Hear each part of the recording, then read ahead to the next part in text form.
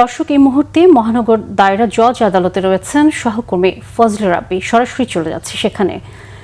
রাব্বি, রামিসা হত্যা মামলায় আদালতে যুক্তিতর্ক উপস্থাপনের বিষয়ে সর্বশেষ কি তথ্য আছে আপনার কাছে, জানাবেন আমাদের।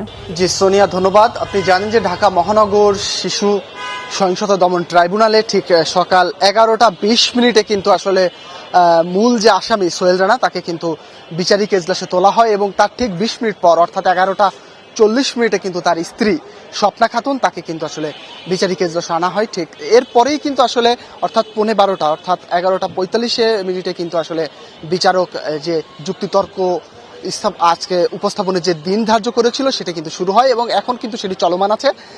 আপনাকে জানিয়ে রাখতে চাই ছোট্ট করে একটি বিষয়, সোহেল রানার স্ত্রী অর্থাৎ স্বপ্না খাতুন একটু অসুস্থ হয়ে যায়, যার ফলে কিন্তু তাকে আসলে একটু পরে অর্থাৎ 20 মিনিট পরে কিন্তু বিচারিক এজলাসে তোলা হয়। এখন কিন্তু বিচারিক কার্যক্রম চলমান আছে। আপনি জানেন যে আজ কিন্তু আসলে আসামি পক্ষ এবং রাষ্ট্রপক্ষ উভয় পক্ষের যুক্তিতর্ক উপস্থাপনের দিন ধার্য করা হয়েছে, ফলে এখন কিন্তু আসলে উপস্থাপন চলছে এবং ঠিক আজকেই কিন্তু আসলে এই মামলার যে রায়ের দিন ধার্য করবে সেটি কিন্তু বিচারক কিন্তু আসলে সেই মামলার রায়ের দিন ধার্য করার দিনটা আজকে অনুষ্ঠিত হতে পারে।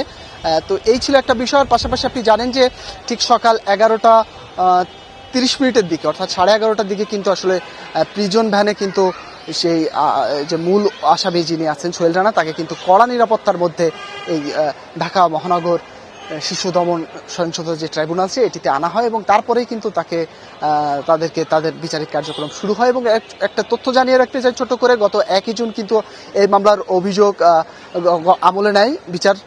ঠিক তারপরে 2 জুন অর্থাৎ 2 তারিখ কিন্তু এটার যে বিশেষ ট্রাইব্যুনাল ব্যবস্থায় 16 জন সাক্ষী গ্রহণ অনুষ্ঠিত হয় এবং গতকাল আসামি পক্ষের যে আত্মপক্ষ সমর্থন সেই পক্ষের